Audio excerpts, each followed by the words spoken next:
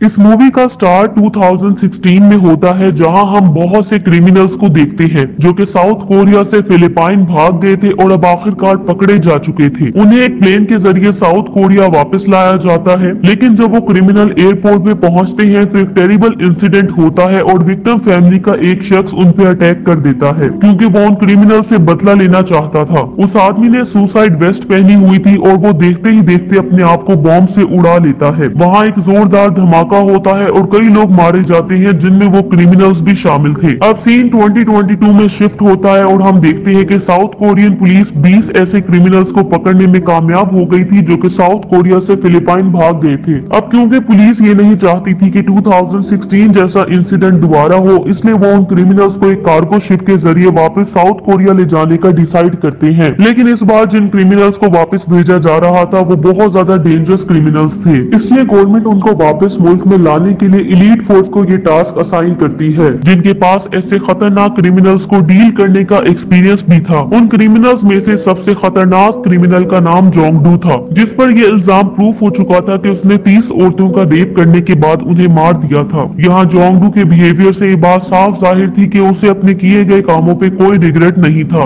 और वो elite police chief जिसका नाम सोकवू था उसकी इंसल्ट करता है और उसके मुंह पे स्पिट कर देता है, जिसकी वजह से सोकवू को बहुत ज्यादा गुस्सा आता है। इसलिए वो उसे काफी मारता है और उसे बाकी क्रिमिनल्स के सामने ह्यूमिलिएट करता है और उसे वार्न करता है कि वो पुलिस को अंडर एस्टिमेट ना करे। इसके बाद सीन शिफ्ट होता है और हम सोल पुलिस हेडक्वार्टर में कमांडो टीम को देखते हैं, जिन्हें एक आदमी जिसका नाम डे वोंग था वो लीड कर रहा था। यहाँ हम देख पाते हैं कि डे वोंग सोकवू और उसकी टीम को इंस्ट्रक्शन दे रहा था, जो कि क्रिमिनल्स को समुद्र के रास्ते से वापस साउथ कोरिया ला रहे थे। उन क्रिमिनल्स को कार्गो शिप्स में बने डिटेंशन सेल्स में भेज दिया जाता है, जहां एक सेल में 2 प्रिजनर्स को रखा जाता है और हर सेल की प्रोटेक्शन के लिए अलग अलग पुलिस ऑफिसर्स अपॉइंट किए जाते हैं। थोड़ी देर बाद सोकवू उन क्रिमिनल्स को कुछ रूल्स के बारे में बताता है जो कि उन्हें हर हाल में फॉलो करने थे, जिन्हें सुनकर बहुत से क्रिमिनल्स प्रोटेस्ट करने लगते हैं। लेकिन एक क्रिमिनल जिसका नाम ली था उस पर रूल्स का कोई असर नहीं होता और वो बिल्कुल काम दिखाई दे रहा था, और इसलिए वो काफी ज्यादा मिस्टीरियस भी लग रहा था। दूसरी तरफ कुछ फीमेल क्रिमिनल्स भी थी जिन्हें सोकवू और उसकी टीम गार्ड कर रही थी। उनमें से एक का नाम नियोंग था और उसने अपने हस्बैंड और पेरेंट्स इन लॉ का मर्डर किया हुआ था, जबकि उन फीमेल क्रिमिनल्स को गार्ड करने वाली पुलिस ऑफिसर का नाम डायोन था। दूसरी तरफ हम एक मेल डॉक्टर और उसके असिस्टेंट को देखते हैं, जिन्हें किसी भी सिचुएशन में मेडिकल असिस्टेंस प्रोवाइड करने का मिशन दिया गया था। लेकिन डॉक्टर की असिस्टेंट जिसका नाम इयोनजी था, कार्गो शिप पे सफर करने की वजह से काफी अनकंफर्टेबल लग रही थी। इयोनजी अपने कामों में बिजी थी, इसलिए उसे ये पता नहीं चलता कि डॉक्टर उससे कुछ छुपा रहा था। डॉक्टर अपने साथ कुछ ऐसी ड्रग्स और इक्विपमेंट लाया था जो कि आम तौर पर डॉक्टर अपने साथ कैरी नहीं करते। मेडिकल टीम के अलावा वहाँ पे कुछ कुक्स भी थे जो कि सोकवू और उसकी टीम और कार्गो शिप पे मौजूद सभी क्रिमिनल्स के लिए खाना प्रिपेयर कर रहे थे। और जब किचन स्टाफ अपने कामों में बिजी था तो इसी दौरान डॉक्टर चुपके से शिप के इंजन रूम में चला जाता है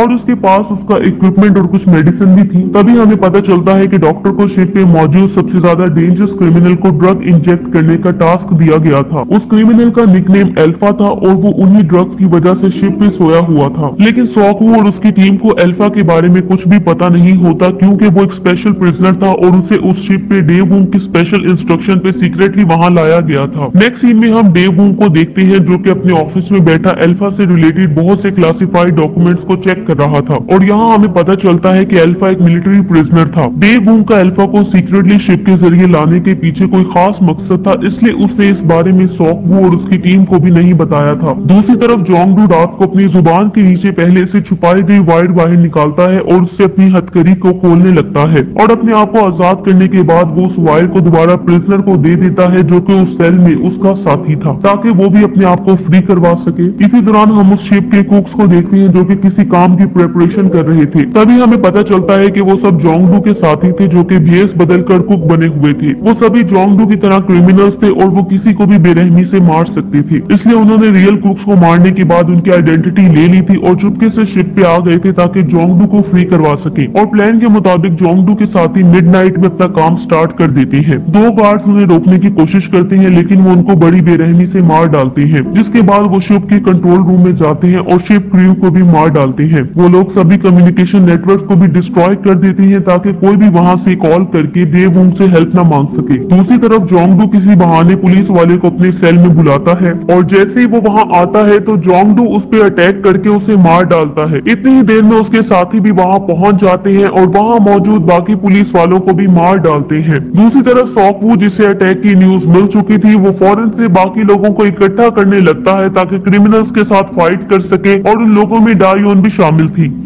वो लोग जब शिप के कंट्रोल रूम में पहुंचते हैं तो ये देख के शॉक्ड हो जाते हैं कि वहां सभी क्रू मेंबर गायब थे, जबकि उनकी जगह जोंगडू के लोगों ने ले ली थी। अब उनमें फाइट स्टार्ट हो जाती है और काफी देर की फाइट के बाद सॉकवू और डायोन वहां मौजूद जोंगडू के साथियों को मारने में कामयाब हो जाते हैं।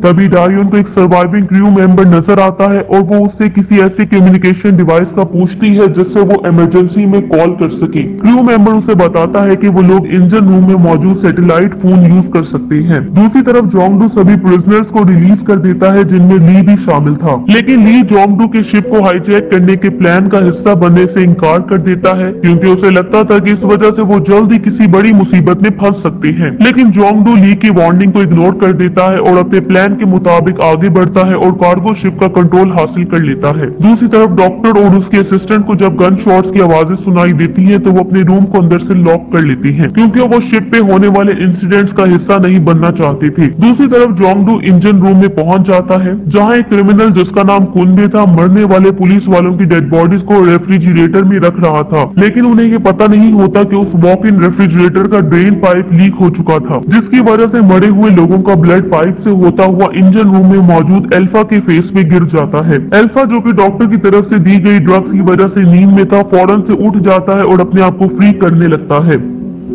दूसरी तरफ सॉकवू और उसकी टीम उन सेल्स तक पहुंच जाती है जहां क्रिमिनल्स को रखा गया था, लेकिन वो ये देख के शॉक्ड हो जाते हैं कि उनके साथियों को स्लॉटर कर दिया गया था और क्रिमिनल्स वहां से भाग चुके थे, जिसके बाद वो फौरन से इंजन रूम की तरफ जाने लगते हैं। दूसरी तरफ जोंगडू उनसे पहले ही इंजन रूम में पहुंच जाता है और सैटेलाइट फोन को डिस्ट्रॉय कर देता है, और एक क्रू मेंबर जो कि अब तक बचा हुआ था जोंगडू उसे मारने ही वाला था कि तभी वहां पे सॉकवू और उसकी टीम पहुंच जाती है और जोंगडू को गन पॉइंट पे ले लेती है। यहाँ उन दोनों ग्रुप्स में फाइट स्टार्ट हो जाती है। दूसरी तरफ अल्फा, जो कि अपने आप को फ्री करने में कामयाब हो गया था, वहां पहुंच के क्रिमिनल को बड़ी बेरहमी से मार डालता है। अल्फा, जिसका विजन ब्लॉक था क्योंकि उसकी आंखें सिली हुई थी, लेकिन फिर भी वो अपने टारगेट को देख पा रहा था, क्योंकि वो दूसरे लोगों की बॉडी हीट को डिटेक्ट कर सकता था और उसकी स्मेल करने की सेंस भी काफी तेज थी। वो काफी ज्यादा पावरफुल था और उसकी स्पीड भी नॉर्मल ह्यूमन से बहुत ज्यादा थी, इसलिए वो बड़ी आसानी से अपने अपोनेंट को एक ही अटैक से मार रहा था। अल्फा को अपने सामने आने वाले सभी अपोनेंट को मारता हुआ देख के जोंगडू वहां से भागने का डिसाइड करता है और अपने पीछे आने वाले सभी लोगों को मारने लगता है, लेकिन अल्फा भी उसे ऐसे ही जाने नहीं दे सकता था, इसलिए वो उसके साथियों को मारने के बाद फौरन से उस तक भी पहुंच जाता है और यहाँ उनमें फाइट स्टार्ट हो जाती है। जोंगडू, जो कि कई लोगों का मर्डर भी था, अल्फा से उसका कोई मुकाबला नहीं था। अल्फा उसकी बहुत बुरे तरीके से पिटाई करता है, जिसके बाद वो उसे मार डालता है। दूसरी तरफ सॉकवू, ली,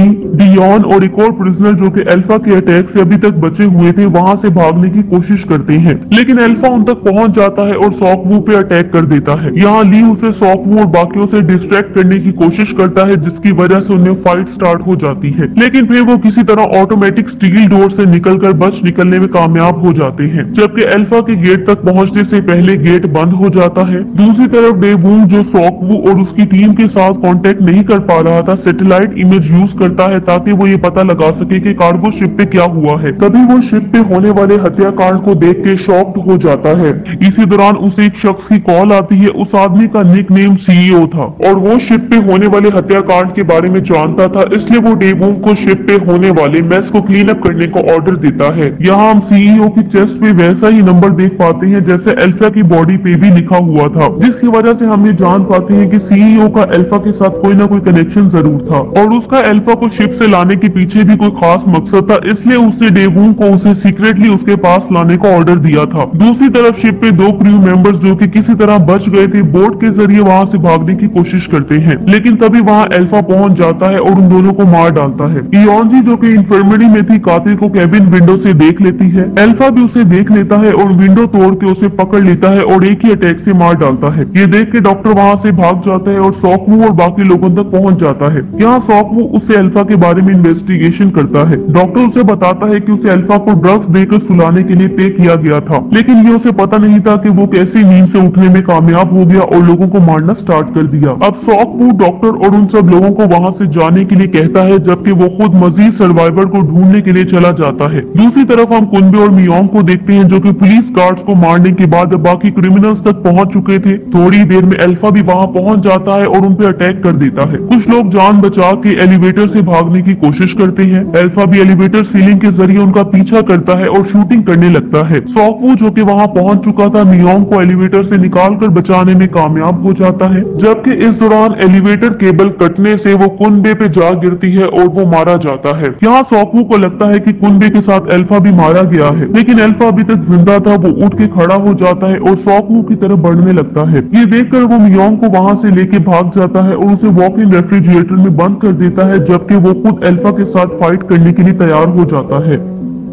अब ये जानते हुए कि वो उस खतरनाक क्रिमिनल को हरा नहीं सकता, इसके बावजूद उससे फाइट करने लगता है। उन दोनों में जबरदस्त फाइट होती है और सॉक वू उसे इंजर करने में कामयाब हो जाता है, लेकिन अल्फा पे इसका कोई असर नहीं होता और वो सॉक वू पे फिर से अटैक करता है और उसे बड़ी बेरहमी से मार डालता है। मियोंग जब ये देखती है कि सॉक वू मारा जा चुका है, तो वो बहुत ज्यादा खौफजदा हो जाती है और वहाँ पड़ी हुई डेड बॉडीज में छुप जाती है और जाहिर करती है जैसे वो मर गई है। अल्फा जब वॉक इन रेफ्रिजरेटर में पहुंचता है तो खुशकिस्मती से उसे मियोंग के जिंदा होने का पता नहीं चलता और वो आगे चला जाता है। दूसरी तरफ बाकी लोग, जिनमें ली भी शामिल था, उस रूम में पहुंच चुके थे जहां अल्फा को लॉक किया गया था। उन्हें वहां अल्फा के बैकग्राउंड से रिलेटेड कुछ डॉक्यूमेंट्स मिलते हैं, जिनसे हमें पता चलता है कि 1943 में अल्फा एक सोल्जर था जिसे किसी मिशन पे फिलिपाइन में भेजा गया था। लेकिन फिर अल्फा और उसके साथियों को जापानीज सोल्जर पकड़ लेते हैं, जिसके बाद वो उन्हें एक प्रोजेक्ट में एक्सपेरिमेंटल सब्जेक्ट्स के तौर पे यूज करते हैं ताकि वो लोग सुपर ह्यूमन क्रिएट कर सके, जिन्हें वार में एक लिथल वेपन के तौर पे यूज किया जाना था। बाद में डॉक्टर ने इस प्रोजेक्ट के बारे में इंफॉर्मेशन इकट्ठी करना स्टार्ट की। इस तरह उसे अल्फा की स्ट्रेंथ का पता चलता है और ये भी कि उसकी स्पीड भी नॉर्मल ह्यूमन जैसी नहीं है और उसकी साउंड और ब्लड को स्मेल करने की एबिलिटी काफी ज्यादा है और उसके बॉडी सेल्स पर एज का भी कोई असर नहीं होता, जिसकी वजह से ये अंदाजा लगाना आसान था कि अल्फा इमॉर्टल बन चुका था। अब हम पास में बहुत से हाई रैंक मिलिट्री ऑफिशियल्स को सुपरमैन प्रोजेक्ट की सक्सेस को सेलिब्रेट करते हुए देखते हैं, लेकिन फिर अचानक से एक्सपेरिमेंटल सब्जेक्ट अल्फा उठ खड़ा होता है और वहाँ मौजूद सभी लोगों को मार डालता है। सीन वापस प्रेजेंट टाइम में आता है और हम डेवूंग को देखते हैं, जो कि इलीट फोर्स के साथ कार्गो शिप की तरफ जा रहा था। वो लोग सीक्रेट ऑर्गेनाइजेशन के मेंबर्स थे, जो कि अपनी बॉडी में एक सीरम इंजेक्ट करते हैं ताकि उनकी स्ट्रेंथ और स्पीड भी अल्फा जैसी हो सके। वो लोग जब कार्गो शिप पे पहुंच जाते हैं तो उन्हें वहाँ मियोंग मिलती है, जो कि उनसे हेल्प मांगने लगती है, लेकिन हैरानकुन तौर पे डेवूंग उसे शूट कर देता है क्योंकि वो वहाँ सिर्फ अल्फा को पकड़ने के लिए आए थे। जिसके बाद वो वहाँ मौजूद सभी सर्वाइवर को भी मार देता है, जबकि सिर्फ ली को ही जिंदा छोड़ता है क्योंकि वो उसे पहले से ही जानता था। और यहाँ हमें पता चलता है कि ली की बॉडी पे वैसा ही नंबर लिखा गया था जैसा कि अल्फा और सीईओ की बॉडी पे हमने देखा था। ली जानबूझ के पकड़ा गया था ताकि वो साउथ कोरिया पहुंच के डेवूंग और उसकी सीक्रेट ऑर्गेनाइजेशन से बदला ले सके, जिन्होंने उन लोगों को अपने एक्सपेरिमेंट के लिए यूज किया था, क्योंकि डेवूंग और उसकी ऑर्गेनाइजेशन ने ली और कुछ और लोगों को इसलिए किडनैप किया था ताकि वो उन्हें अपने सीक्रेट प्रोजेक्ट वुल्फ हंटिंग में यूज कर सके। लेकिन उनका एक्सपेरिमेंट फेल हो जाता है और उनको डेड डिक्लेयर कर दिया जाता है। लेकिन फिर ली जिंदा हो जाता है, जिसका मतलब ये था कि उनका एक्सपेरिमेंट सक्सेसफुल हो चुका था। जिसके बाद वो डेवूंग और सीक्रेट ऑर्गेनाइजेशन से छुप जाता है और अपनी न्यू लाइफ स्टार्ट कर देता है। कुछ दिनों बाद वो एक लड़की से शादी कर लेता है जिससे वो प्यार करता था और वो दोनों एक बेटे के पेरेंट्स बन जाते हैं। लेकिन फिर डेवूंग और सीक्रेट ऑर्गेनाइजेशन को किसी तरह ली के जिंदा होने का पता चल जाता है और वो उसे ढूंढना स्टार्ट कर देते हैं। और जब ली उन्हें मिलता है तो वो उसकी फैमिली को कत्ल करने से बिल्कुल भी हेजिटेट नहीं करते। सीन प्रेजेंट में फिर से ली पे आता है, जो कि अपनी फैमिली के मर्डर का बदला लेने का इरादा कर चुका था, इसलिए वो एक क्रिमिनल का भेस ले लेता है ताकि वो दोबारा साउथ कोरिया जा सके।